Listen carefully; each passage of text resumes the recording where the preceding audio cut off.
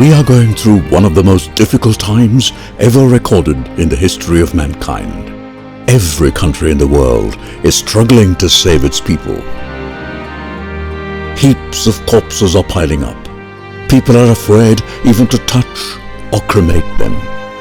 The entire human race has come together to wage a war against this dreaded, invisible enemy. This battle has seen countless warriors rising up to the occasion. The frontline soldiers, fighting up close, too close to the danger zone, are none other than our doctors, nurses, and sanitary workers. These frontline warriors are waging a battle day in and day out, trying to save us all, risking their own lives and also those of their family. For it is these doctors, nurses, paramedics who come in close proximity to the affected patients. If the patient even coughs or sneezes just once, they are exposed to millions of this deadly virus.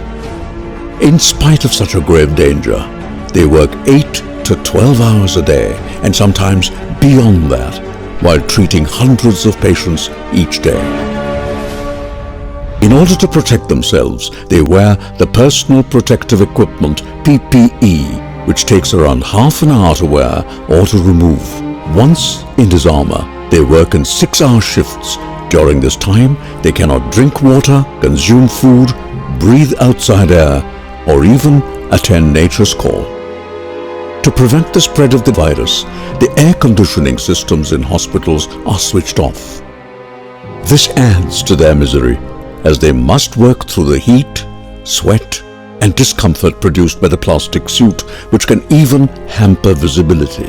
Communication becomes difficult in these suits, as one has to be very loud for the other person to hear, and even the words spoken cannot be clearly comprehended. After their stressful duty hours, they are extremely exhausted, with no time or energy left to even have a meal. In some hospitals, sanitary and healthcare workers are not turning up due to the fear of the virus.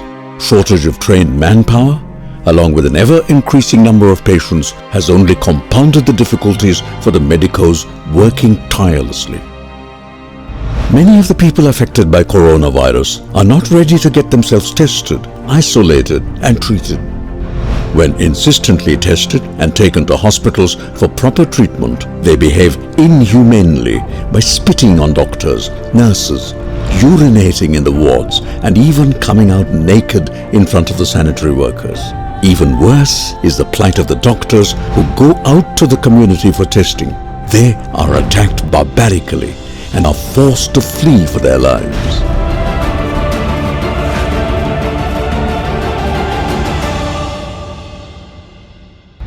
In many places, these medical professionals have been evicted from their rented houses and asked to leave by the owners.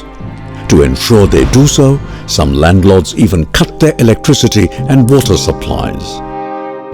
A few doctors have even lost their lives fighting this deadly virus. And what a shame that some senseless people did not allow their bodies to be brought out for the final rites. The corpses of these doctors were left orphaned for hours and then returned to the mortuaries without a decent burial or cremation. The medical professionals engaged in this battle also struggle in their personal lives. They are unable to go home on time, and when they can, they cannot get close to their loved ones for the fear of contaminating them too.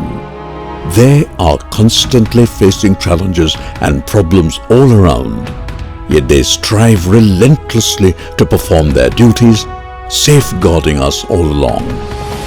The least we can do for them today is to understand their efforts, appreciate their sacrifices, and save our lives.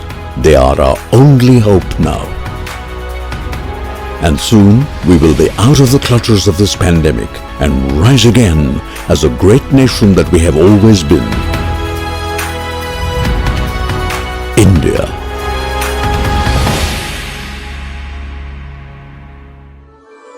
Rotary Club of Coimbatore Metropolis salutes the Corona warriors